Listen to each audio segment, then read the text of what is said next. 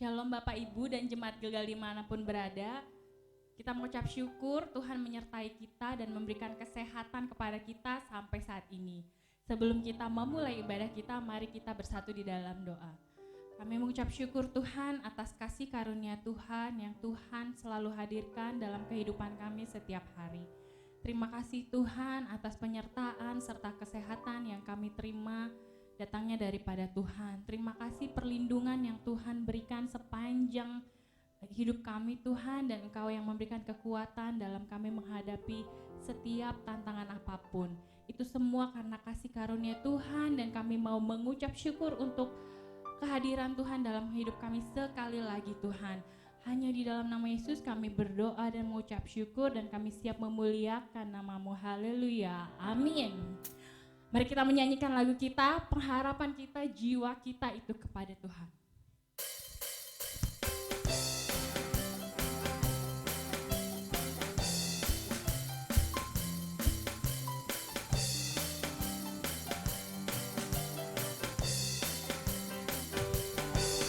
Pengharapanku hanya Yesus saja, yang mati atas Golgota. Dia gembala jiwaku yang sungguh. Yesus dia harapanku. Yesus harapan jiwaku. Yesus melepas dosaku. Dia bersama dan kesenanganku.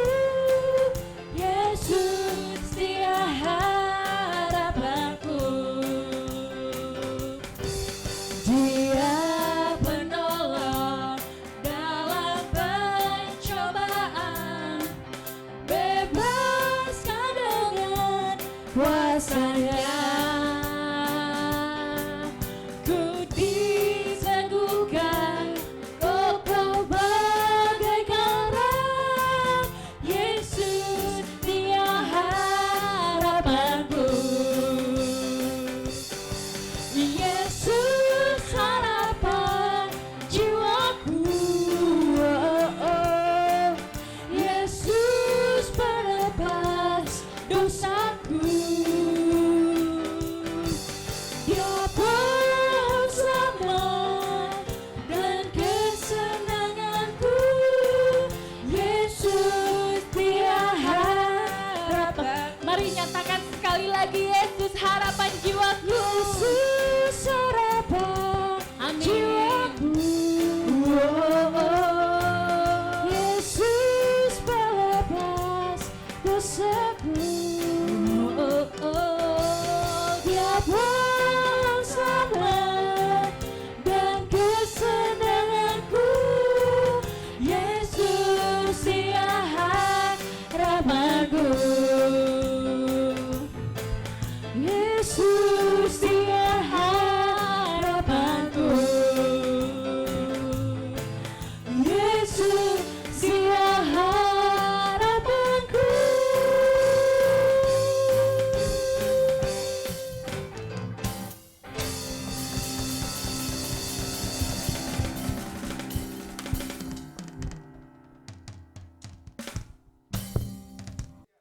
Kami percaya Tuhan, sebab salib-Mu Yesus yang membuat kami hidup, Kami percaya Tuhan, kasih-Mu Yesus yang selalu menyembuhkan kami Tuhan.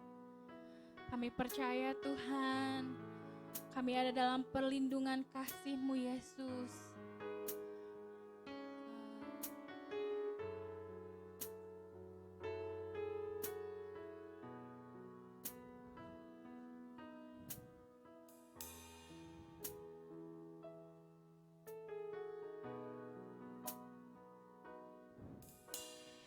Hanya Kau Tuhan di hidupku, Kau berikan hidup yang baru.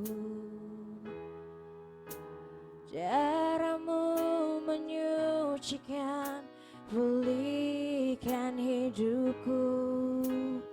Ku nyatakan Kaulah segalanya. Engkaulah sumber pengharapan, kuasa-Mu sanggup menyembuhkan. Jiwaku pun berserah hanya kepadamu, Yesus, Kaulah segalanya.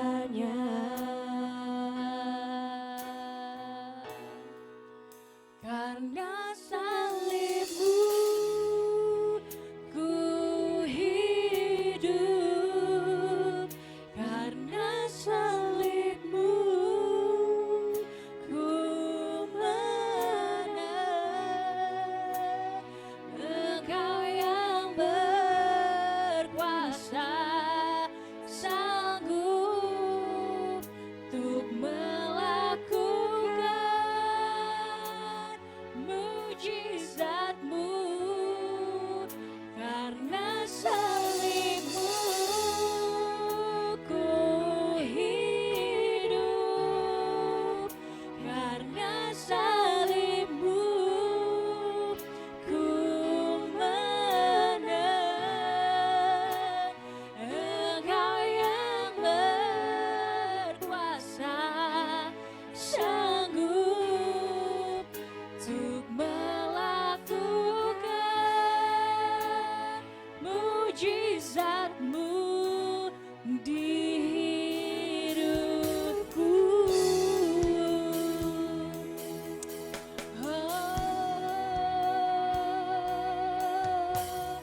Hanya Kau Tuhan di hidupku,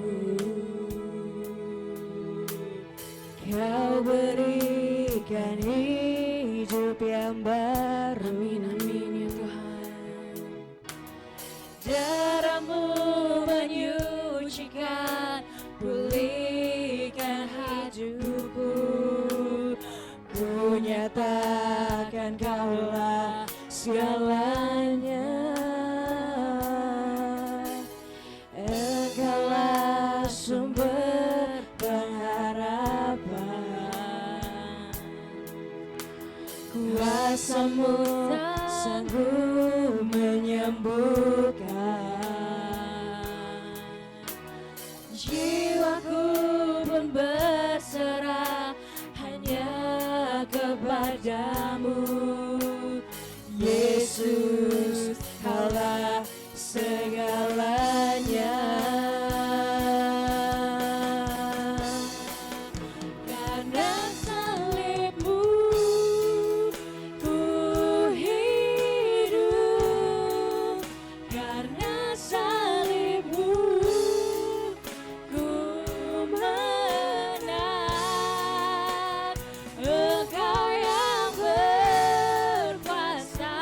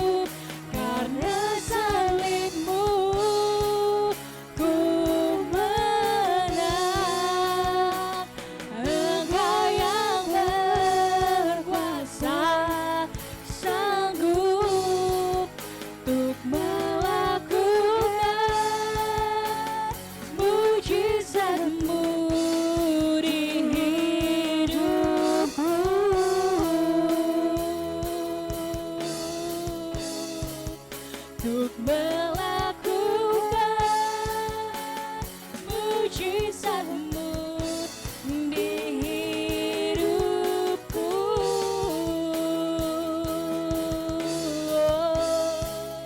Untuk melakukan mujizat-Mu di hidupku. Kami percaya kuasa-Mu Tuhan.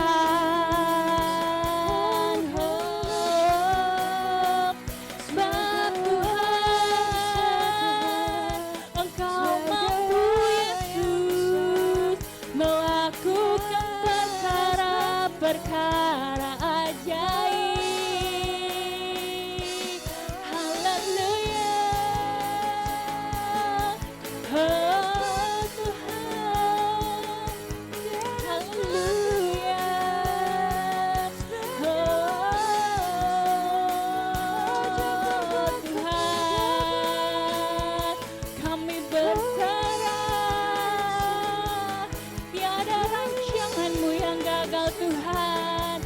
Kami percaya rancangan-Mu damai.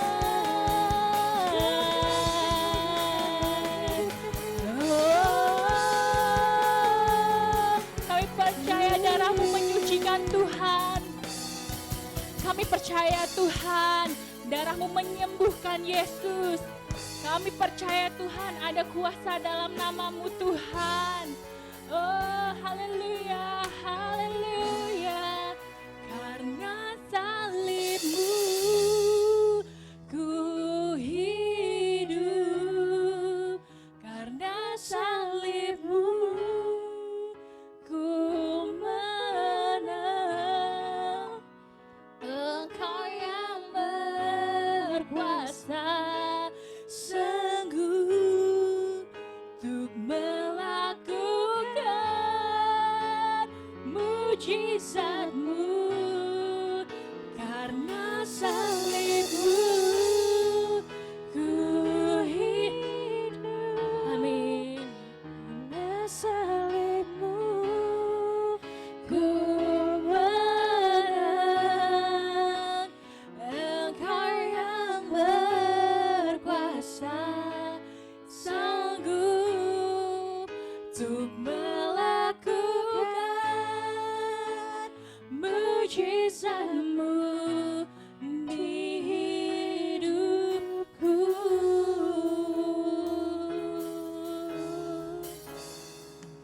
Untuk melakukan mujizat-Mu di hidupku.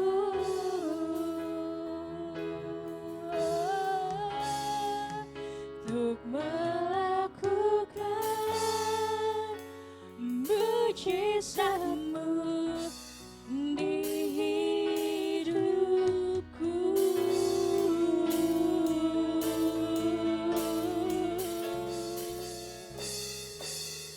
Tuhan, kami percaya sungguh Tuhan, kuasa-Mu sempurna dalam kehidupan kami. Dan kami percaya Tuhan, Engkau sanggup melakukan perkara-perkara ajaib. Engkau sanggup Tuhan melakukan mujizat Tuhan. Dan kami percaya sungguh Tuhan, kuasa-Mu mampu menyembuhkan ya Bapa. Dan Tuhan, kami rindu mendengarkan firman-Mu. Kami percaya Tuhan, apa yang Kau tabur Tuhan melalui hamba-Mu tertanam Tuhan, dan kami berdoa di dalam nama Tuhan Yesus, apa yang tertanam berlipat kali ganda dan berbuah. Dan kami Tuhan dengan Roh-Mu yang kudus mampu melakukannya. Dalam nama Yesus Kristus kami berdoa dan mengucap syukur. Haleluya. Amin.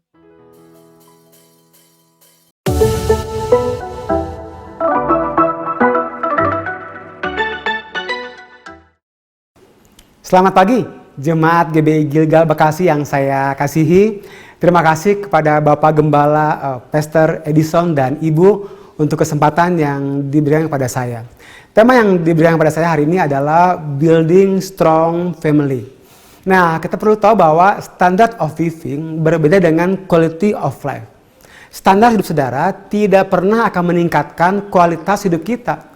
Karena kualitas hidup kita ditentukan dari nilai kebenaran yang hidup, yaitu firman Tuhan yang ditaruhkan atas kita. Pagi hari ini, mari kita buka hati setiap kita untuk kembali kita belajar kebenaran firman Tuhan. Saya kasih judul sharing saya pagi ini adalah lakukan hal yang kecil dengan cinta yang besar. Mari kita baca dari Matius 22 ayat yang ke-37 sampai yang ke-40. Jawab Yesus kepadanya, kasihilah Tuhan Allahmu dengan segenap hatimu dan dengan segenap jiwamu dan dengan segenap akal budimu. Itulah hukum yang terutama dan yang pertama. Dan hukum yang kedua yang sama dengan itu ialah kasihilah sesamamu manusia seperti dirimu sendiri. Pada kedua hukum inilah tergantung seluruh hukum Taurat dan kitab para nabi. Dari firman Tuhan yang kita baca tadi, kita menemukan ada dua hal yang Tuhan mau kita hidup. Yang pertama, loving God. Area pertama adalah hubungan kita dengan Tuhan. Loving people. Area kedua adalah hubungan kita dengan sesama. Firman Tuhan katakan, kasihilah sesamamu manusia. Ini merupakan hal yang penting karena dikatakan yang sama dengan itu yang sama dengan hukum yang pertama. Allah kita mengutamakan hubungan. Matius 5 ayat yang ke-23 sampai yang ke-24.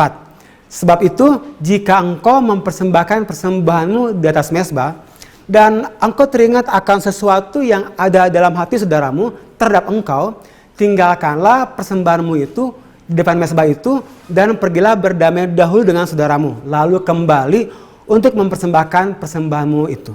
Perhatikan, Allah sangat mengutamakan hubungan. Allah nggak segan meminta orang tersebut meninggalkan hubungannya dengan Allah sebelum membereskan hubungannya dengan sesamanya. Apakah itu suami, istri, ataupun anak-anak mereka. Bukankah ini berbicara tentang prioritas hubungan dan keseimbangan? Mari kita baca sekali lagi Matius 22 ayat yang ke-39. Dan hukum yang kedua yang sama dengan itu ialah kasihilah sesama manusia seperti dirimu sendiri. Seperti dirimu sendiri ini sangat rema buat saya karena cara kita mengasihi diri kita adalah cara kita mengasihi orang lain. Bagaimana kita memperlakukan diri kita akan menentukan bagaimana kita memperlakukan orang lain. Bagaimana kita menilai diri kita akan menentukan bagaimana kita menilai orang lain. Itu sebabnya setiap orang yang tidak dapat mengampuni diri sendiri, ia tidak dapat mengampuni orang lain. Setiap orang yang tidak dapat menerima kekurangan dirinya sendiri, ia tidak dapat menerima kekurangan orang lain. Setiap orang yang tidak dapat menghargai dirinya sendiri, ia tidak dapat menghargai orang lain. Apakah itu suami, istri, atau anaknya. Akhirnya, setiap orang yang belum berdamai dengan dirinya sendiri, ia tidak akan mampu berdamai dengan orang lain, dengan keluarganya. Kalau kita tidak dapat berdamai dengan diri kita sendiri, maka kita gak dapat memberikan yang terbaik pada setiap hubungan yang kita bangun di dalam keluarga kita. Tadi malam salah satu anak roni saya, WhatsApp saya, dia katakan, thank you Kak Victor yang selalu kasih apresiasi yang positif dan mendukung untuk saya menjadi pribadi yang lebih baik. Mengapa saya mampu melakukan hal tersebut? Karena saya belajar menghargai diri saya sebelumnya. Saya mulai ikut fitness bulan Januari kemarin. Saya mulai mengatur kalau makan bukan apa yang saya mau, tapi apa yang saya perlukan. Tahukah Bapak Ibu Saudara, kita seringkali berpikir bahwa yang menjadi masalah adalah orang lain. Baik itu adalah pacar, suami, atau istri, rekan bisnis, rekan pelayanan, atau bos kita. Tetapi sebenarnya seringkali masalahnya adalah diri kita sendiri. Karena kita belum berdamai dengan diri kita. Kita merasa nggak berharga. Mengapa orang tidak merasa berharga? Karena menaruhkan syarat dalam hidupnya. Banyak orang merasa berharga karena harta yang dia punya, mobil yang dia pakai contohnya, baju yang dia pakai, di mana rumahnya, sebesar apa rumahnya, atau prestasi yang dia dapatkan, ranking berapa, IP-nya berapa, liburannya kemana, kerjanya di mana, berapa gajinya sekarang, atau mungkin penampilan, atau mungkin posisi. Saya mau katakan bahwa kita berharga bukan karena apa yang kita punya, tapi karena apa yang Bapa berikan dan apa yang Bapa kerjakan di dalam hidup kita, itu yang membuat kita berharga. Ini yang Bapa kerjakan di dalam hidup kita. 1 Yohanes 4 ayat ke-10 dikatakan Bapa mengasihi kita tanpa syarat. Karena Dia mengasihi kita sekalipun kita masih berdosa dengan memberikan anaknya untuk kita. 1 Yohanes 4 ayat ke-10. Inilah kasih. Bukan kita yang sudah mengasihi Allah, tetapi Allah yang mengasihi kita dan mengutus anaknya. Supaya melalui Dia kita mendapat pengampunan atas dosa-dosa kita. Dari ayat ini kita belajar. Kalau Bapa di surga saja mengasihi kita tanpa syarat. Mengapa kita mengasihi diri kita dengan syarat? Dari ayat ini kita belajar. Kita tahu transaksi terjadi karena ada kesepakatan harga. Dengan apa sesuatu dibayar menunjukkan seberapa penting, bernilai dan berharga barang tersebut. Dikatakan, Bapa mengutus anaknya mati di kayu salib sebagai tebusan saya dan Bapak Ibu Saudara. Dari ayat ini kita tahu, identitas kita itu diberikan oleh Bapa di sorga. Bahwa kita berharga, penting dan bernilai. Inilah yang disebut dengan keberhargaan diri. Ini yang menarik. Keberhargaan diri yang diberikan oleh Bapa ini tetap tidak pernah akan berubah oleh kesalahan, bahkan kegagalan yang kita buat. Harga kita tetap seharga darah anak domba. Dalam kehidupan, saya mengalami berbagai macam masalah. Penolakan, kegagalan, ketakutan. Saya orang yang paling minder. Tapi ketika hal itu terjadi, saya membangun kesadaran. Siapa saya di hadapan Bapa. Saya membangun kesadaran bahwa saya berharga di mata Tuhan Yesus. Tuhan Yesus mati di kayu salib menebus saya. Saya menerima apa yang Bapa kerjakan dan berikan di dalam hidup saya. Yang terpenting, bukan seberapa banyak orang berkata bahwa kamu berharga. Tetapi seberapa sadar bahwa saya berharga. Karena penerimaan orang akan kamu tidaklah penting. Tetapi penerimaan kamu akan diri kamu itulah yang penting. Jadi yang lagi pacaran jangan berburu tanya, do you love me? Tapi yang penting dan terpenting untuk tanya adalah, do you love you? Karena cara dia mengasihi dirinya adalah cara dia akan mengasihimu. Karena cara dia menghargai dirinya adalah cara dia akan menghargai dirimu. Karena cara dia menilai dirinya adalah cara dia akan memperlakukanmu. Bagaimana kita dapat mengasihi? Puji Tuhan, kita sudah menerima kasih Kristus. Dia sudah terlebih dahulu mengasihi kita. Itulah sebabnya kita dapat mengasihi. 1 Yohanes 4 ayat 19. Kita mengasihi sebab Allah terlebih dahulu mengasihi kita. Ini adalah sumber kita mengasihi suami, istri, bahkan anak-anak kita. Kasih yang sudah kita terima dari Dia, kita bagikan kepada keluarga kita. Karena kita tidak dapat memberi apa yang kita tidak punya. Oleh sebab itu, pertama-tama kita perlu terlebih dahulu menerima kasih-Nya. Karena patokan kita untuk mengasihi sesama bukanlah kasih kita kepada Allah, tetapi kasih Allah kepada kita. Sebesar apa kasih Allah kepada kita? Sangat besar. Yohanes 3 ayat 16. Karena begitu besar kasih Allah akan dunia ini, sehingga telah mengorbankan anak yang tunggal, supaya setiap orang yang percaya kepadanya tidak binasa, melainkan beroleh hidup yang kekal. Mari, lakukan hal yang kecil dengan cinta yang besar. Mari mengasihi mulai dengan parent saudara. Keluaran 20 ayat yang ke-12. Hormatilah ayahmu dan ibumu, supaya lanjut umurmu di tanah yang diberikan Tuhan Allahmu kepadamu. Tanah melambangkan tempat kita melakukan sesuatu. Dan katakan, engkau akan diberkati. Lanjut artinya, keluar dari satu musim kehidupan, masuk kepada musim kehidupan berikutnya. Menarik hukum ini karena dari 10 perintah Tuhan, hanya satu perintah yang disertai dengan janji berkat. 9 lainnya tidak disertai dengan janji berkat. Mengapa kita perlu menghormati orang tua kita? Sebuah buku berjudul Zero Become Genius karangan Aaron Katz, seorang Yahudi, dikatakan hal yang pertama yang membuat orang Yahudi berhasil adalah karena hal yang pertama kali mereka ajarkan kepada anak-anak mereka adalah menghormati orang tua. Mengapa kita perlu menghormati orang tua?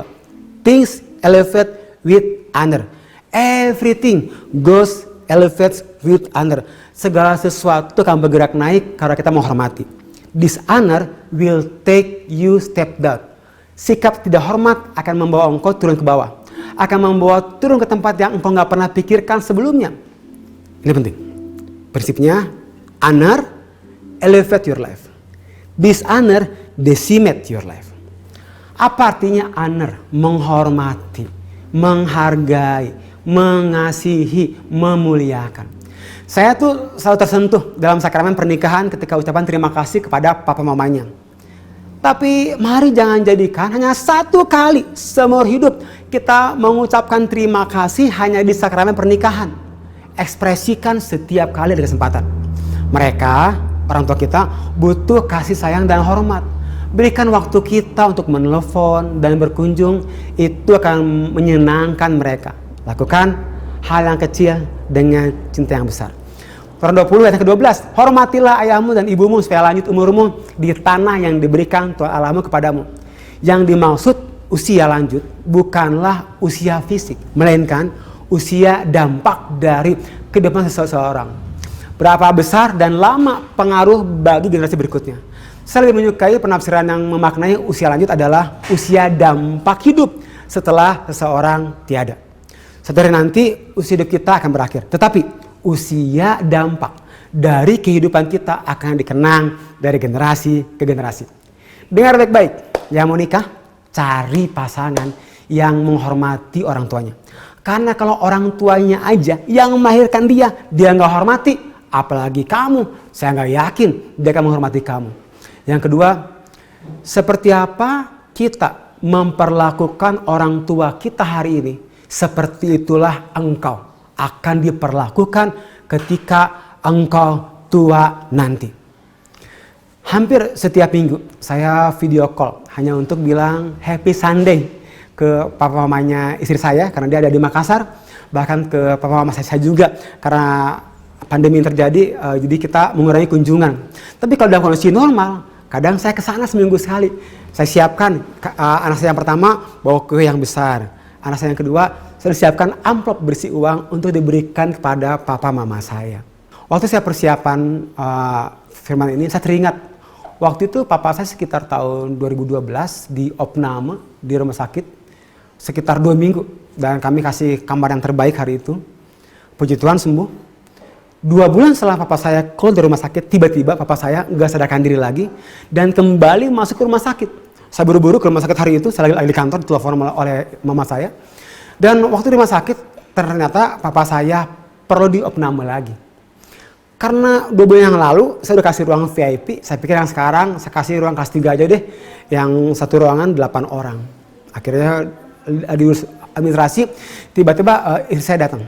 Dikatakan, "Say, gimana papa?" Saya bilang, "Say, papa saya harus masuk lagi di opname."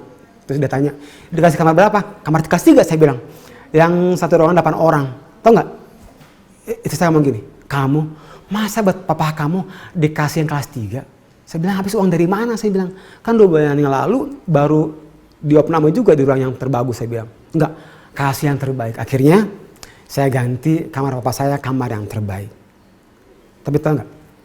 Saya, puji Tuhan akhirnya papa saya keluar dari rumah sakit tanpa hutang sedikit pun. Kami kerja keras karena mengasihi papa kami. Lakukan hal yang kecil dengan cinta yang besar. Karena cara kita memperlakukan orang tua kita hari ini adalah cara di mana kita akan diperlakukan ketika kita tua nanti. Bapak Ibu Saudara, lakukan hal yang kecil dengan cinta yang besar. Mari mengasihi mulai dengan pernikahan saudara. Don't just fall in love, but raise up in love. Pernikahan yang sehat dimulai dari suami yang mencintai istri. Loh, kenapa bukan dari istri yang mencintai suami? Tenang. Saya akan terangkan. 4 kali di dalam perjanjian baru dikatakan setiap suami diperintahkan mengasihi istrinya. Perlu bukti, Efesus 5 ayat yang ke-25. Hai suami, kasihlah istrimu. Efesus 5 ayat yang ke-28. Demikian juga suami harus mengasihi istrinya. Efesus 5 ayat yang ke-33. Kasihlah istrimu seperti dirimu sendiri. Kolose 3 ayat ke-19. Hai suami-suami, kasihlah istrimu. Perintah untuk mengasihi menggunakan bahasa Yunaninya agape, yang artinya unconditional love, kasih tanpa syarat. Artinya setiap suami, puji Tuhan, diperintahkan untuk mengasihi istrinya tanpa syarat. Nah, yang menarik, di dalam aturan untuk istri mengasihi suami di Alkitab hanya dituliskan satu kali. Itu pun bukan berupa perintah, lebih ke arah syarat. Titus 2 ayat yang keempat. Dan dengan demikian mendidik perempuan-perempuan muda mengasihi suami dan anak-anaknya. Kata love di dalam Titus 2 ayat keempat ini bukan menggunakan kata agape, tapi lebih menggunakan kata filio yang artinya kasih persaudaraan, kasih sebagai sahabat. Ingat satu hal ini, Tuhan mengharapkan untuk suami agape pada istrinya, dan Tuhan mengharapkan istrinya itu filio kepada suaminya. Kita mengerti sekarang, suami harus mencintai istri seperti Kristus mencintai gereja. Satu sentuhan kasih agape dari Tuhan Yesus lebih dari cukup untuk membangkitkan kasih kita kepada Tuhan Yesus. Dengar, ketika suami agape pada istrinya dengan kasih tanpa syarat, itu lebih dari cukup untuk membangkitkan kasih agape untukmu sebagai suami dan juga untuk anak-anakmu. Suami itu a giver. Suami itu punya kemampuan memberi. Tetapi istri itu conceiver. Istri itu punya kemampuan untuk mengandung. Jadi, masih ingat gak nih yang udah nikah? Satu sel sperma kecil yang kita berikan kepada istri kita 9 bulan kemudian dikandung menjadi jutaan sel, yaitu seorang bayi. Suami, yang kita perlukan adalah 1000 watt inisiatif kasih agape, kasih tanpa syarat untuk istrimu. Dan istri kita akan mengandungnya, dia akan mengembalikannya menjadi 1 juta watt kasih tanpa syarat untukmu dan juga untuk anak-anakmu. Hal yang sama para suami, hati-hati. Kalau kita berikan 1000 watt sakit hati, tahu sendiri, one day dia akan balikin sama kita. Saya nggak pernah lupa, beberapa waktu yang lalu kita ada staff meeting di BTC bersama dengan Brother John. Sebelum pulang beliau peluk saya dan berbisik, Victor, if you want your life happy, make your wife happy. Victor, kalau kamu ingin bahagia, hidup kamu buat istri kamu bahagia. Bagaimana kalau suami saya tidak bersikap yang seperti Pastor Victor katakan tadi? Dengar, yang waras lakukan lebih dulu tanpa harus menunggu pasangannya waras dulu. Wah, Pastor, kalau gitu saya berkorban terus dong. Saya ngalah terus dong. Sampai kapan? Saya sudah kehilangan sukacita. Saya capek.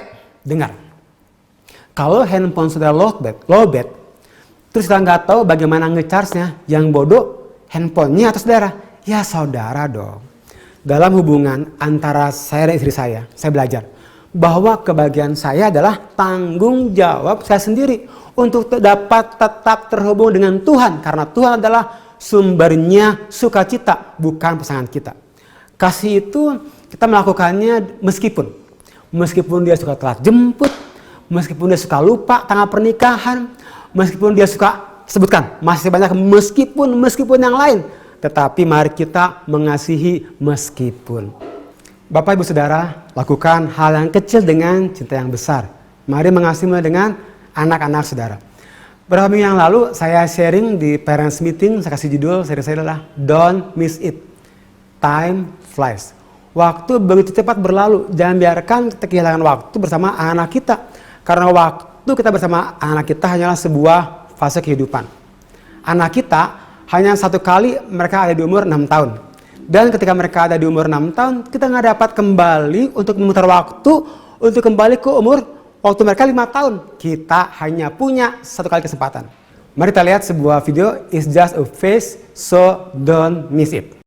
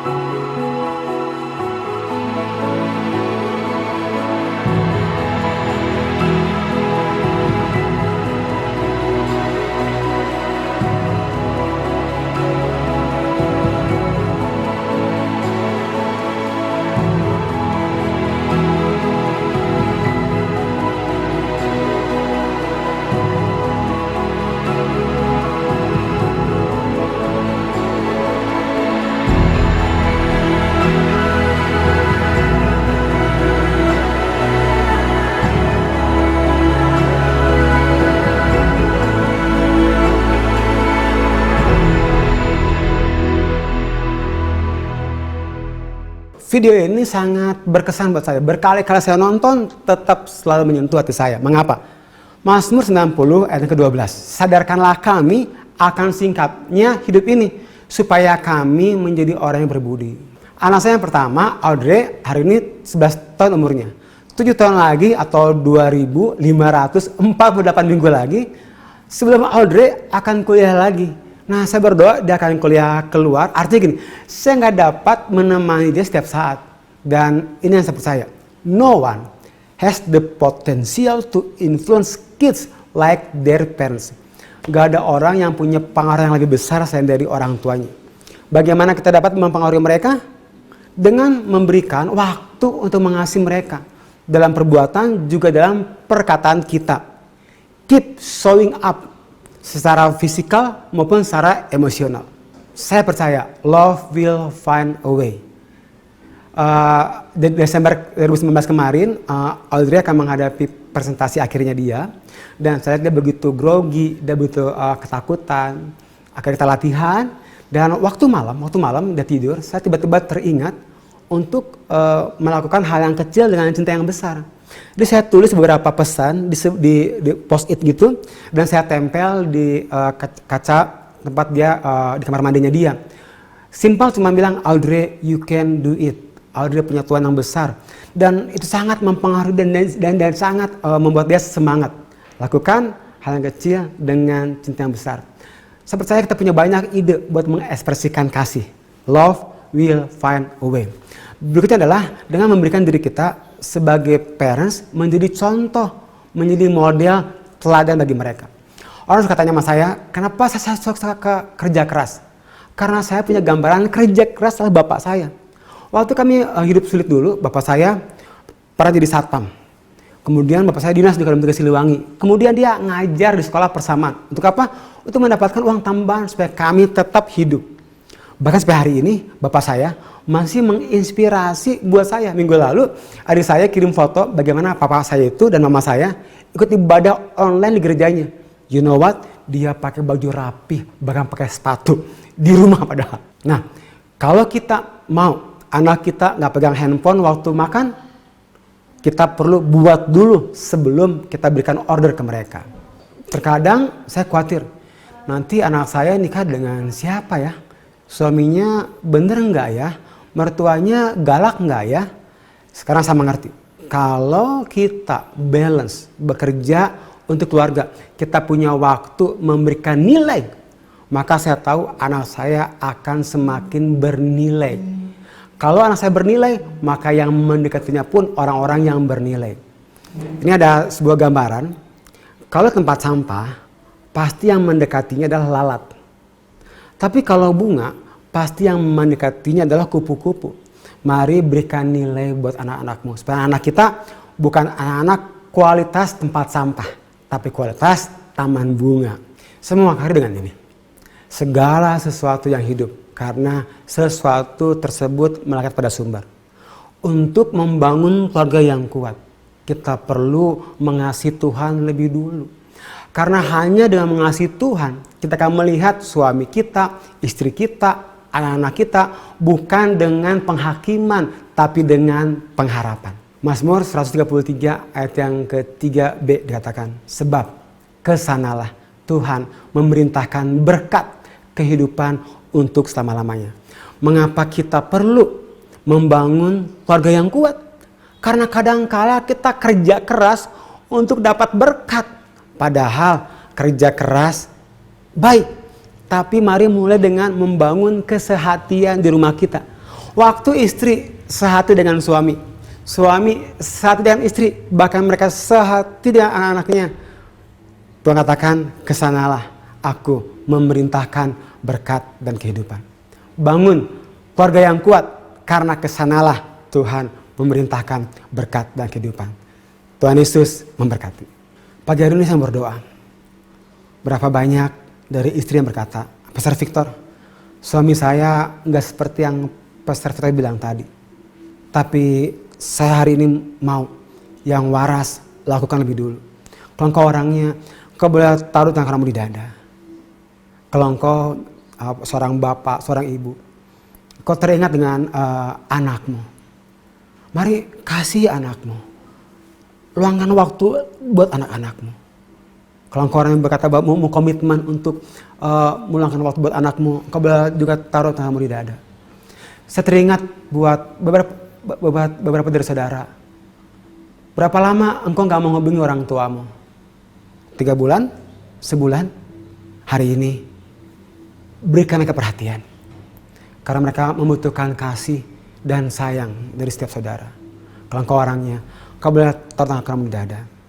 Yes Lord. Aku berdoa buat setiap pribadi-pribadi yang hari ini menaruhkan tangannya di dada. Aku berdoa biar Roh Kudus yang memberikan kemampuan untuk kami boleh membangun keluarga yang kuat.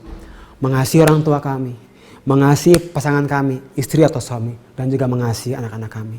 Karena kami percaya keluarga yang kuat akan membuat kesanalah Tuhan memerintahkan berkat dan kehidupan. Thank you Lord. Dalam nama Yesus. Amin.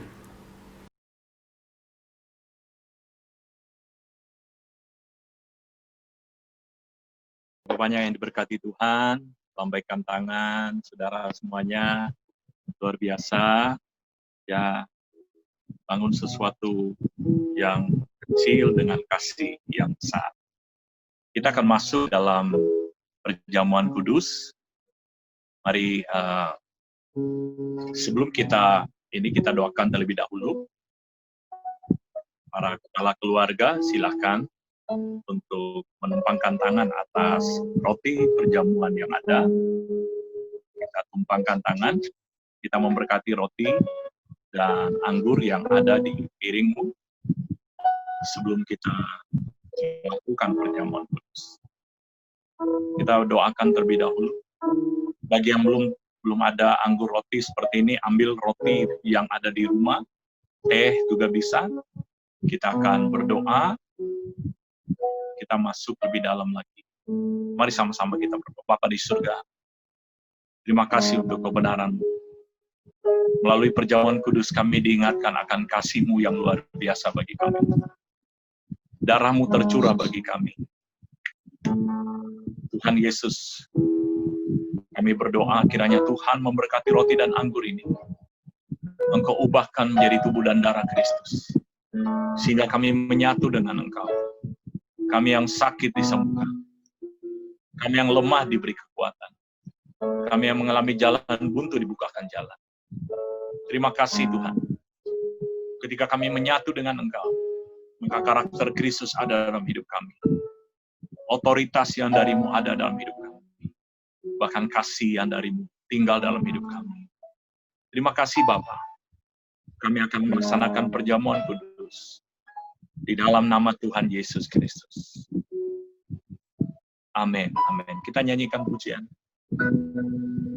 Karena salibmu, silakan para kepala keluarga membagikan kepada anggota. Karena salibmu ku menang, Engkau yang berkuasa, sanggup untuk melakukan mujizatmu.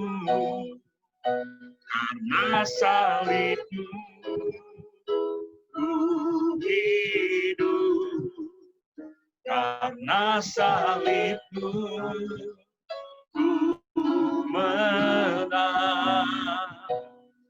Engkau yang berkuasa, sanggup untuk melakukan mujizatmu di hidupku. Mari angkat roti di atas kepala kita sebagai tanda kita menghargai dan dengarkan firman Allah. Sebab apa yang telah kuteruskan kepadamu telah aku terima dari Tuhan, yaitu bahwa Tuhan Yesus pada malam waktu Ia diserahkan, mengambil roti, dan sesudah itu Ia mengucap syukur atasnya. Ia memecah-mecahkannya dan berkata, inilah tubuhku yang diserahkan bagi kamu. Perbuatlah ini setiap kali kamu. Perbuatlah ini menjadi peringatan akan aku. Bukankah roti di tanganmu atasnya kita mengucap syukur adalah persekutuan dengan tubuh Kristus? Mari kita makan bersama-sama, katakan di dalam nama Tuhan Yesus Kristus.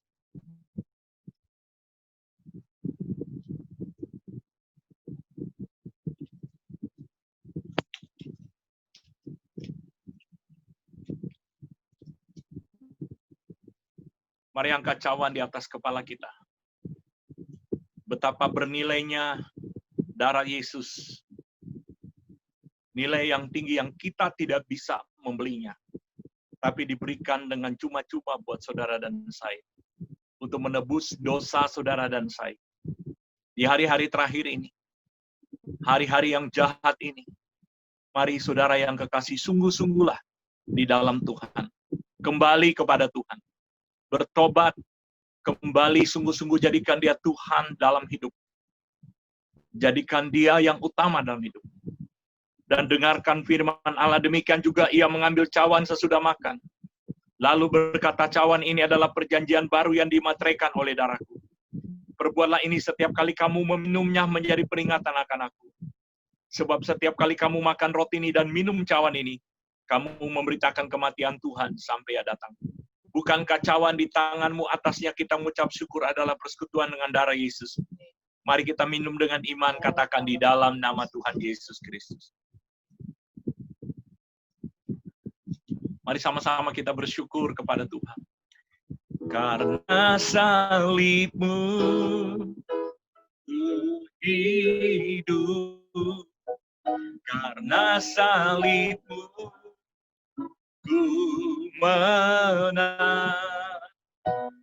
Engkau yang berkuasa, sanggup untuk melakukan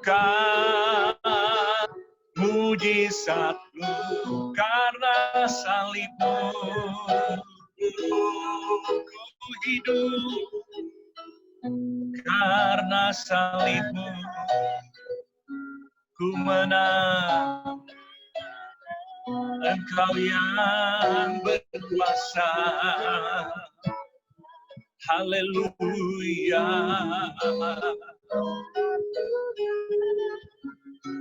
Mujizatmu di hidup.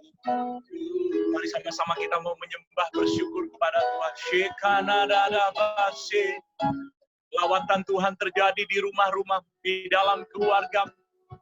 Bangun kasih itu kembali di dalam keluarga. bangun kasih yang dari Allah, agape, para bapak-bapak, kepada istri, kepada anak, kasih kata-kata bapak-bapak, berilah yang terbaik. Syakata-kadada berani memberi ketegasan ketika anak menyimpang dari kebenaran. Kiana makasih kanana makasakadada bapak. Kiana nama berani memberi waktu buat mereka. Kiana mata kasih kata-kadada. Thank you Lord. Terima kasih, mungkin Engkau hari-hari kemarin telah membuang waktu dengan sia-sia. Inilah waktunya. Engkau bangun kembali hubungan yang hilang itu. Kinana makasih, kanana mata kasih kianana. Thank you Lord. Terima kasih Tuhan. Terima kasih Tuhan. Terpujilah namamu Bapa. Terima kasih Tuhan Yesus. Kami bersyukur kepadamu Bapa. Pakai hamba-Mu Pak Victor Waang dengan urapan yang baru, keluarganya diberkati. Dia terus menginspirasi dari generasi ke generasi Tuhan. Diberkati pelayanannya Bapa. Terima kasih, kami percaya seluruh kami diberkati dengan kebenaran-Mu Bapa. Terpujilah namamu Bapa. Di dalam nama Yesus Kristus. Haleluya. Amin. Amin.